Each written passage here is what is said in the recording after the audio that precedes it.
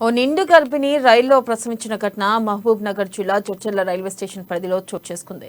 గజ్వాల జిల్లా కేంద్రానికి చెందిన మహమూదా బేగం తన కూతురు అర్సియా అబ్బసుం నిండు గర్భిణితో పాటు మనవరాలు రుమేసాలు కలిసి తమ బంధువులను చూడడానికి గద్వాల నుండి మహబూబ్ నగర్ తుంగభద్ర ట్రైన్లో బయలుదేరారు. కాగా మహబూబ్ నగర్ రైల్వే స్టేషన్ కు చేరుకోగానే తామొచ్చింది మహబూబ్ నగర్ కాదని అనుకుని మరోసారి అదే ట్రైన్ ఎక్కారు. దీంతో ట్రైన్ ఎక్కిన కాసేపటికి తన కూతురు అర్సియా అబుసంకు ప్రసవ నొప్పులు రావడంతో తన కూతురికి ఏం చేయాలో తెలియక దిక్కుతోచని పరిస్థితుల్లో తల్లి మహమూదా బేగం అక్కడే ఉన్న మహిళా ప్రయాణికులకు విషయం చెప్పింది.